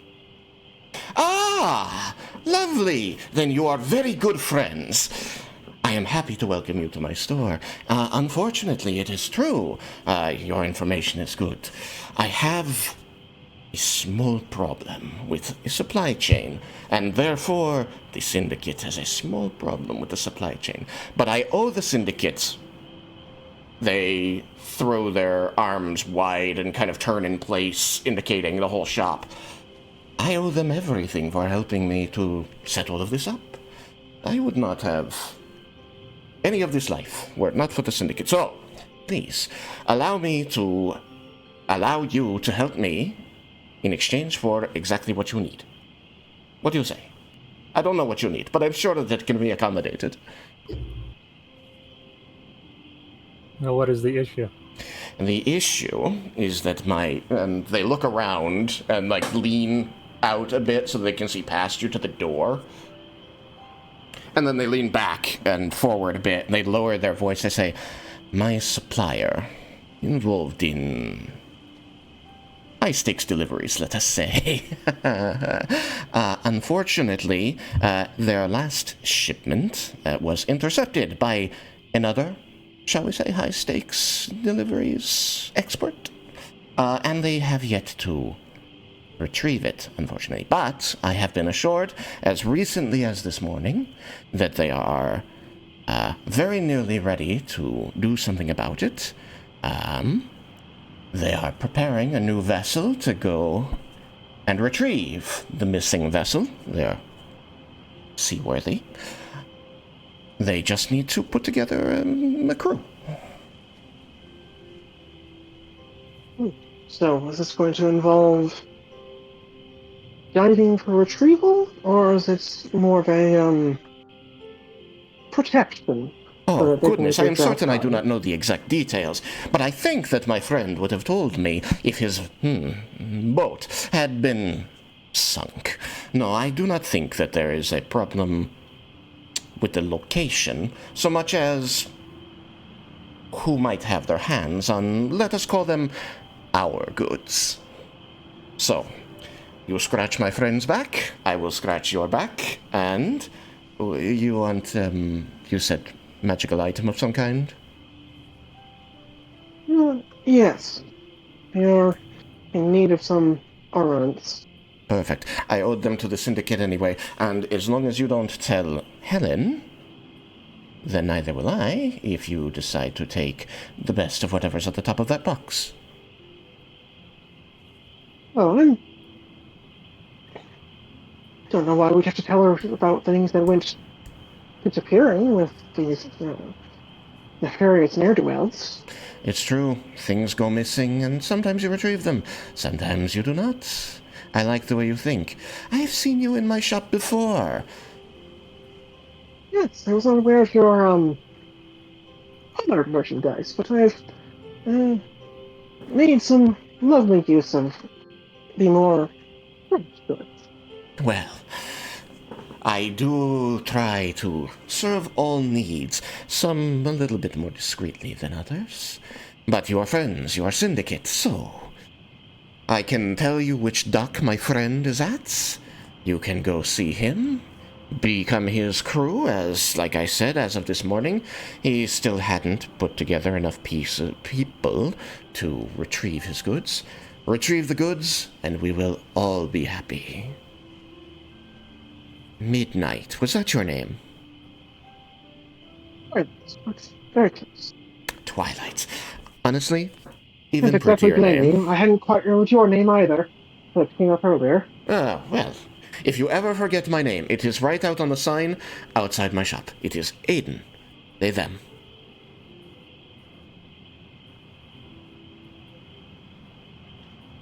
And I suppose we have our course covered, as it were. Do anything do any of you need something from the kind? I almost said gentleman, but I don't know the neutral Gentle they? version of that. Gentle them? Yes, that. Ooh, kind of like I think gentle we got Nice all the surprise. information we need. Gentle them. Yeah, we agree. Gentle them. I have racks upon racks of the most comfortable and highest quality paraphernalia one might wear into high society, should you desire it. Oh, all this stuff is too rich for my blood. I Reggie think still has some like dirt from the gardening on him. they look you up and down, which for them is mostly down. Down and downer. And they say, "Darling, I think that if you had the inclination to look it, I could make you ravishing." You know, that could be a fun anniversary date. Something for the significant one?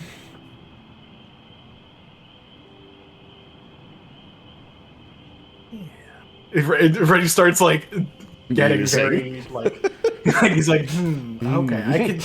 I'm starting. This is starting to take shape. Feel free to peruse on your way out. My friend, whose name is... just wrote it down. It's at the bottom of one of these lists. Which list? There it is.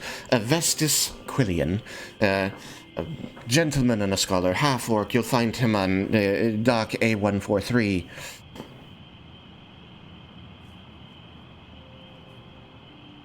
I just looked at Desmond for confirmation that that's a real doc number. Oh, that's a good duck. Yes, that is a real dock. They're going to smile broadly and say, it is a very discreetly located dock. That's why it's so good. Oh. Yeah. Hopefully, we will be back soon. Well, I will be one way or the other. Need to buy something else in black. One of my outfits seems to have gone missing.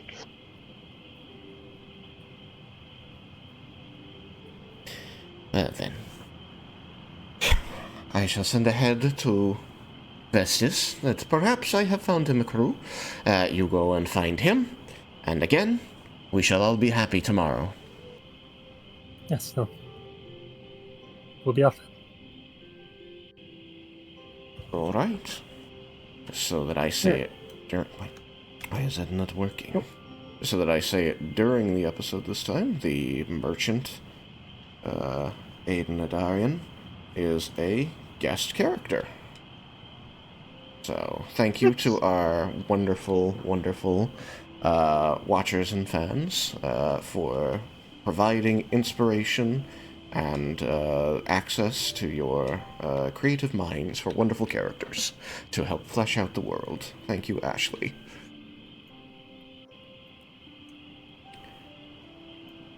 Always fun. Oh, I said it during an ad. Oh well. I'm very good at my job.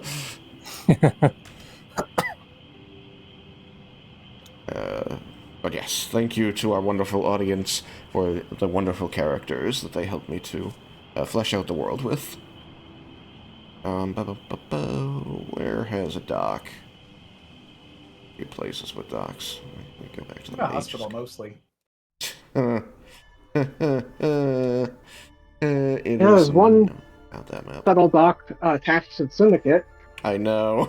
It's the only reason I didn't want to use it. But I don't... no, I never built up the Lightstone Keep map enough to get out to the harbor, which would be the most fitting. Yeah, this is just the keep. Okay.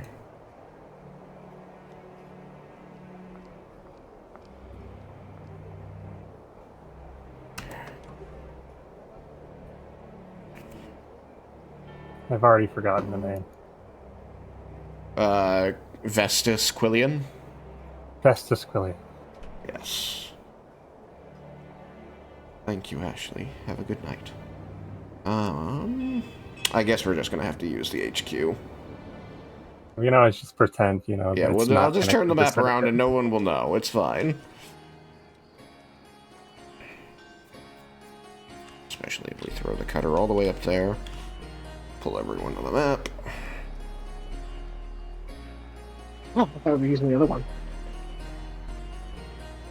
I haven't put the characters down, so I'm not positive. This is what I was going to use. Why is there no... There's another boat. There's the one on the south side, which is the discrete dock. Just what I had in mind. Which one is... Or, sorry, east. Compass was hard to read from the thing I was at. Oh, that discrete dock. I suppose that is accurate. It is very discreet. It's at Desmond's Creek. It's a little close to there, yeah. Place a marker. Fetch players. Alright. Dusk. Grab Desmond again.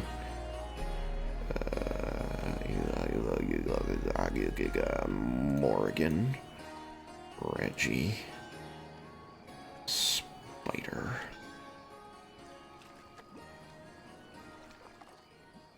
Twilight. Alright. Vulcan. And now I just need a half-orc. You got a whole, like, 4 options. 3 options. Oh. Oh, wait. 7 options. That's more than double. Well, that's if you include, you know, all genders here.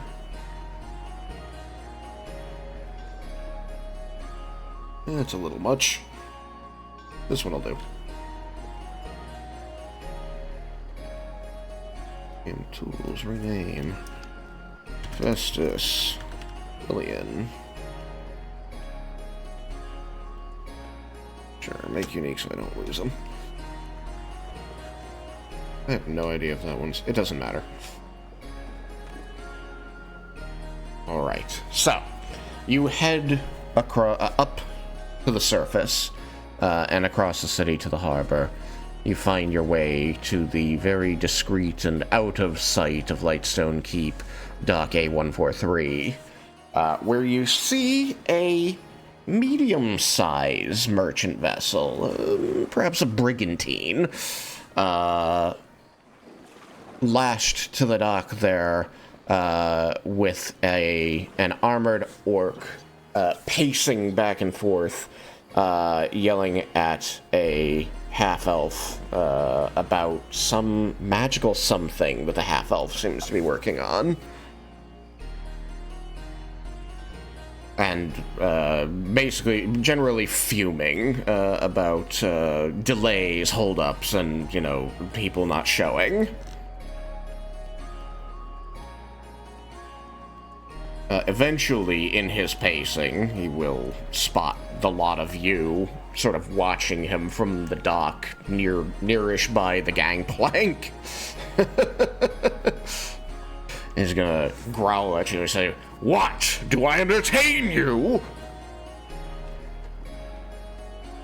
No, I believe you're looking for a crew? I would never... From whom did you hear that?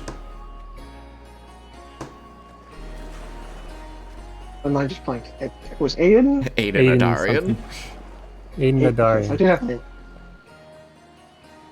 So my tailspire still says waiting for the adventure to begin. What? Try summoning a couple more times. Might just have to quit out to the menu and come back in. I'll try one other thing. Fetch players to this location. What if No likely to quit and rejoin. maybe if I change maps and pull everybody and then change maps back and pull everybody? Pull everybody to this map. Did I pull you out? No. No, I exited and then rejoined back in, and it still says waiting for the adventure to begin. Fascinating. In the bad way. Well, I think it's because you pulled us to a different map after he rejoined. Because it said that he was in the game. It lied to me. So, can you see now? Nope. Let me try. When you left, did you restart Tailspire as a whole or just go out to the menu? I just exited the menu. Let me try restarting as a whole.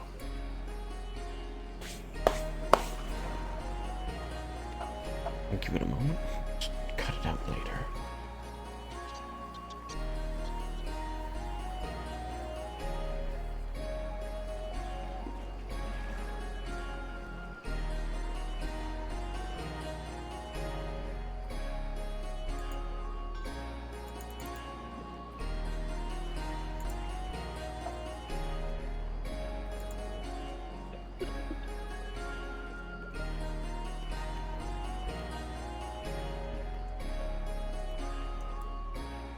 Okay, it's loading in now.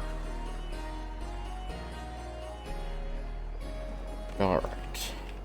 So, at the mention of Aiden Adarian's name, Oh wait, I'm at the old. I'm still at Aiden's shop. no, that's fine. I should be able to fix this. Says and off we go. There it is. There it is. Now it's working. Alright, so, at the mention of Aiden Adarian's name, the half-orc is going to kind of lean back a little in his standing position, and his face is going to soften a bit. He says, Oh, you're the ones that they sent over. You're here to help with my, job. Yes. Oh, that's wonderful news. That's wonderful news. He's going to, like, slap the shoulder of the half-elf next to him and say, "Is it ready? Tell me it's ready. It's ready, right?" Half-elf is going to... You see a couple magical sparks between his hands and the deck of the ship as, like, a little glyph lights up on the wood. And you see, like a magical... I want to say construct, but it's not the D&D type of construct. It's like some kind of construction of something made of light in front of him is going to like flash into existence. He's going to manipulate it a little with his hands, and he's going to spread his hands apart, and it's going to disappear. He's going to go, yes, I believe that will take care of it. He goes, oh, good. Excellent. Okay, so come aboard. Please, welcome to my ship.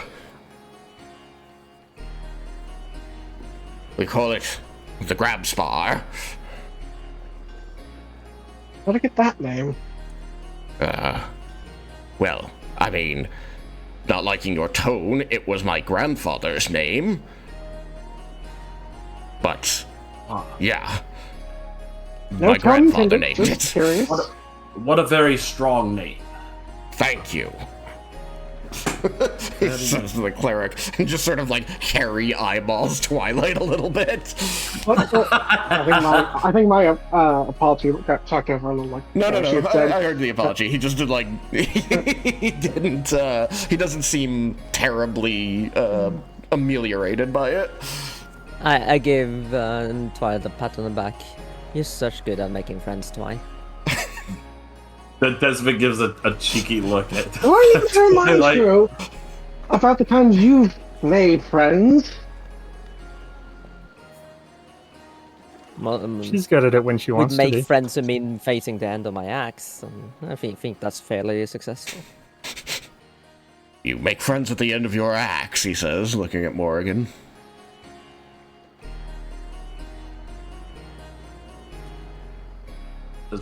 Yes, she has a sharp tongue.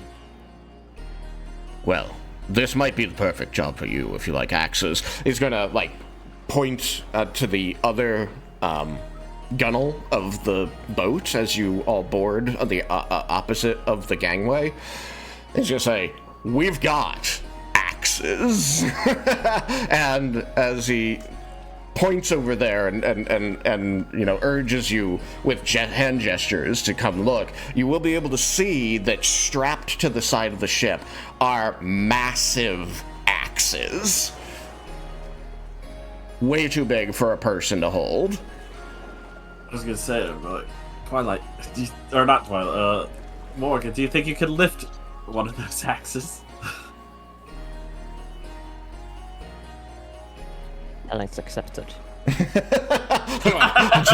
Don't any of you worry. Once I tell you about this, all of you are going to be able to lift those axes. Any of you will be able to. Reggie looks down at his hands. Desmin looks at Reggie, concerned.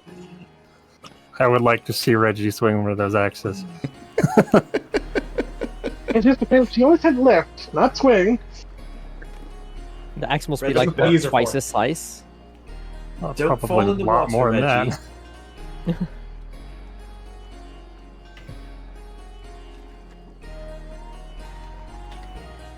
Alright, well show us. How are we going to handle these axes? I am so glad you asked. Silas, it's ready, right? The half-elf is going to look a little bit nervously at the spot he'd been working on, then look back to the half-orc and go, yeah, definitely. Reggie rubs his hands together, like assumes a position to lift. The half-orc is going to step over to the gunnel a little bit up toward the bow, and he's going to like set one of his feet down heavily, and you're going to see a circle of glowing magical runes light up in red under him, and then slowly it's going to build up into a it almost looks like the wheel of the ship, but made of magical light. And as he takes hold of this wheel in his hand, you see that it can, like, tip forward and tilt sideways as well as turn, like a normal wheel. And he's going to, like, slam his hand against the center of the wheel, and a large blue construction of magical light is going to burst forth from the side of the ship, and you're going to see this kind of mechanical-looking arm, but clearly made of magic, hovering massively over the deck of the ship.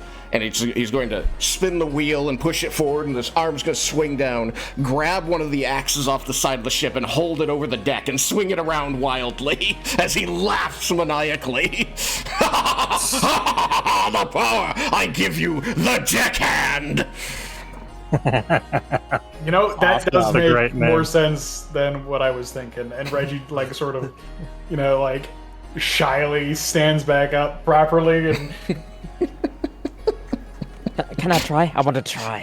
Oh, please. He's going to spin it. He's going to return the axe to the side of the ship. And as he steps off, the whole construction is going to disappear. And the boat looks completely normal again. He's going to stand to the side and say, yes, just stand right here, little lady. Now, slam your foot down. And as you do so, the light construct again will pop up around you, in front of you, looking like, again, like the wheel of the ship. And as you take hold of it and wiggle it a little, nothing happens. At first he says, just make sure you press to the middle of the wheel, you put your hand against it, and boom! This blue arm hovers over the ship again. You find that you can move it around by tilting the wheel and twisting it. It takes a little bit to get used to. Like, it kind of flails wildly at first, and you have to get a sense of, like, what movements you make cause what movements in the arm. So not as smooth as when he did it, but you quickly find that you're getting the hang of it to the point that it almost feels natural after just a few minutes. Reggie holds up his hand, like in a rock, paper, scissors motion. He says, best 2 out of 3. I'll take those odds, York says, walking across to the other side, to the opposite gunnel, slamming his foot down. Another one comes up in yellow, and he slams that one down, and a green arm pops out. Now the ship has 2 arms. And I think those are the best 2 out of the 3. You see him twisting the spars on the wheel, because it's got the handles coming out of it. As he twists them, it manipulates the individual fingers. 1, 2, 3, shoot, and a laser beam shoots out of it. Oh, wrong one. It's a good thing I didn't need to duck. I know, already short enough. Desmin is, like, trying everything in his power to keep from asking for the permit. You know where the permit for it is. Yeah. Where the sun don't shine. Yeah, not in existence. Or Yeah, it's I in don't his think butt. there's a No, permit. that's bad. Well, there's not a permit for that yet. You're going to hear a clatter of wood and a rustle of fabric as the laser beam has severed, like, the flag on the back of the ship over the helm. Damn it! I just put that up! Oh, wait, no, I got that. Yeah. I get the feeling this boat falls firmly into the category of, it's not a war crime the first time. Yeah. I think my father would like this. I certainly do. Your father, you say? I don't know. He says as he, like, fiddles around with the controls for the green arm a little bit, trying to, like, figure out how to get it to do rock, paper, scissors. I haven't worked with too many tabaxi, but they're good people.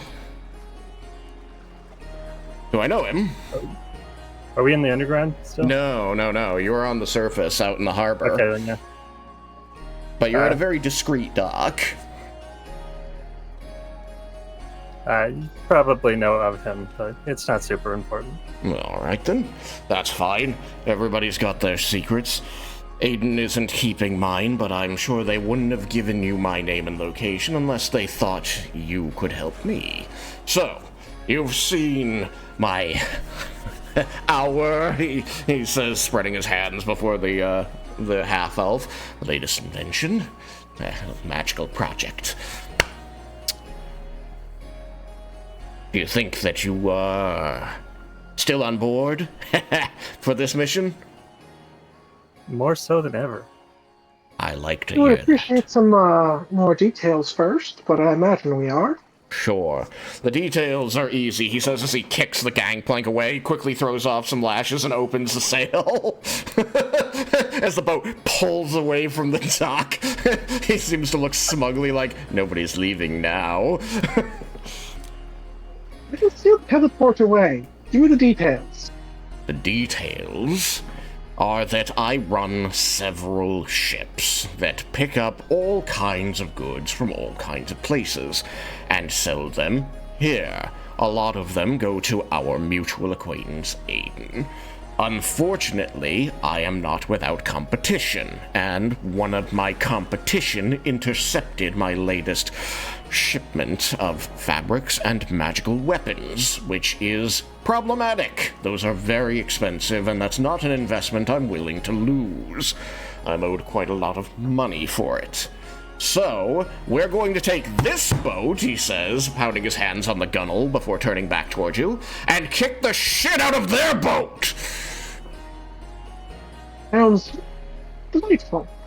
Could you tell me this rival of yours? Do you ever know who they might be affiliated with?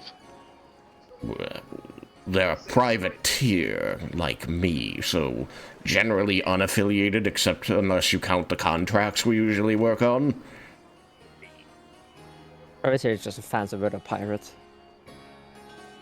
It's basically just a sponsored pirate. Look, he says, checking What the part? distance I to don't shore, care. says, you can say pirate out here, but if I hear it when we're back on shore, I'm gonna be very unhappy, and I have big magic arms. Yeah, the point. Okay. Well, you said that you're competition, so I was hoping you might know if they have to run in. If they're running in opposition to your typical contracts, do you know what they take? Do they try to supply the tunnel rats in the city or anything like that? I mean, I don't... So you're not tunnel rats, I take it? Does that mean you're Syndicate? It would be, yes. Cool. I supply the tunnel rats. Is that going to be a problem? Would No, want to get as in? long as you No. supply us too. So, self-employed, sell to the highest bidder. Usually that's the Syndicate, good for you, but it isn't always. So, are they working for the tunnel rats? Probably not. Are they here to bust my balls and steal my profits? Definitely. Alright. Do you have any idea what kind of numbers or armaments you might be up against? Well, And are you expecting lethal repercussions, or you simply want your merchandise back? I mean, I just want my merchandise back. We try to be friendly-ish out there, but if any of my crew on the brigantine is hurt, well, that can't go unanswered. Plus, we'll probably sink their boat with my new deckhands. But, you know, they'll probably survive. Probably. He Sounds says, fun. unconvincingly. Let's get to it.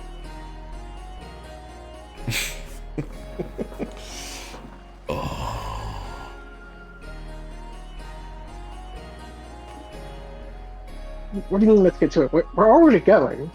I bet it was that I just bitch wanted details. Thola. Or- Oh. What?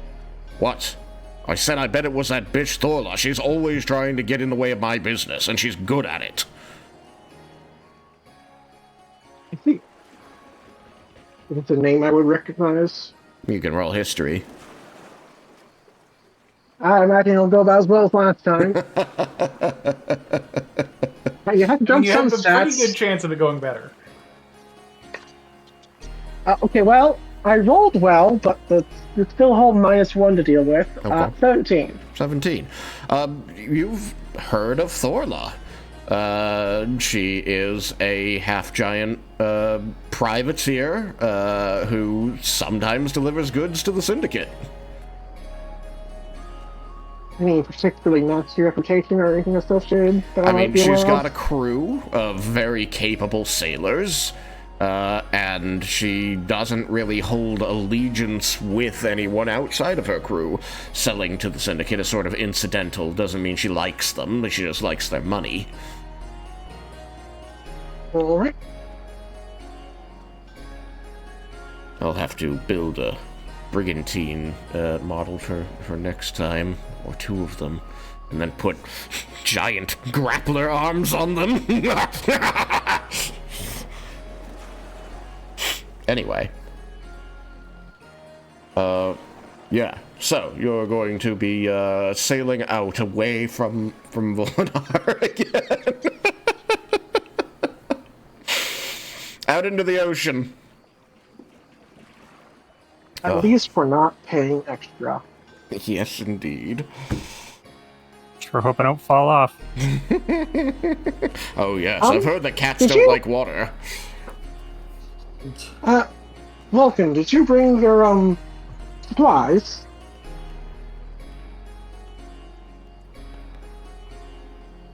You want me to work on them out here? No, the other supplies. The ones you need for you. Oh, I still have a couple. How long do we Okay. think this is going to take? Well, it shouldn't be more than an hour or so, 3 to get to the boat, and then, hour or 3 back, depending on currents, and, however long it takes to pummel the ever-loving shit out of her boat. Oh, that's gonna be satisfying. So it shouldn't be an issue.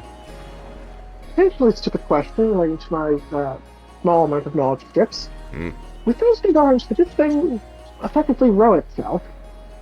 No, it's a brigantine, so it's sail powered. So you're gonna need wind. Yes, too. Yes, but perhaps I imagine the arms is bigger than they are. Could it row itself? He rubs his chin between his tusks. He goes, I'd never considered it. I didn't pack any big oars, so I suppose the axes. We got axes. Yeah, that's a big oar. Got axes. Need victims. I suppose we could try it. It'd be good practice for you using the deckhands.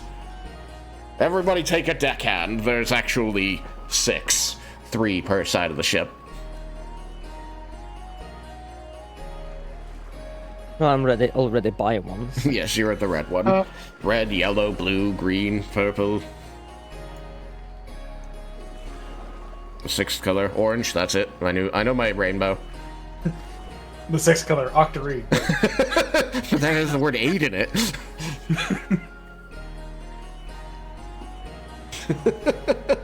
When we're further out, Vulcan will drop his disguise because he can't keep it up that long anyway. Okay. Yeah, so while, Vestus is going on about this fight against Thorla, this other pirate that he hates, I will say that the boat is being piloted by the magician who was working on the deckhands, the half-elf Silas. He seems a bit put upon, but, he likes that he's not being yelled at right now.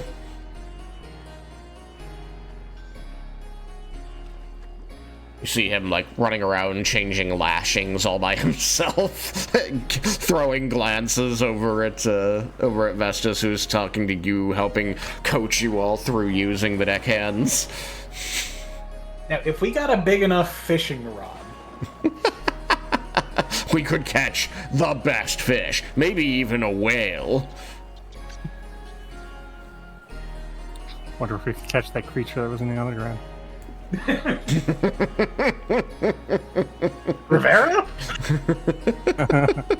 There's no longer Right, I a had fish a to name. catch.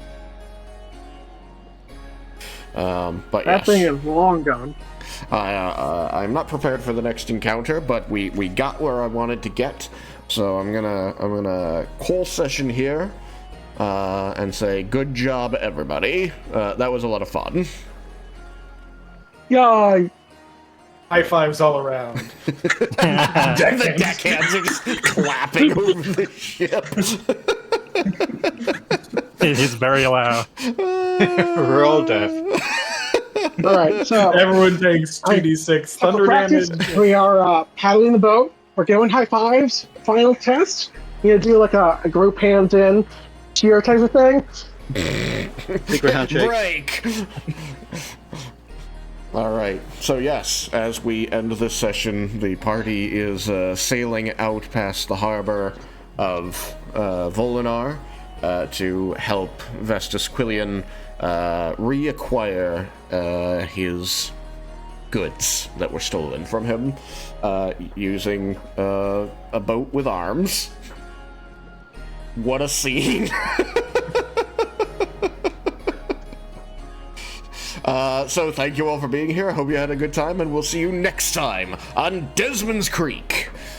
Bye, stream. Bye. Bye, stream. Bye-bye. Bye.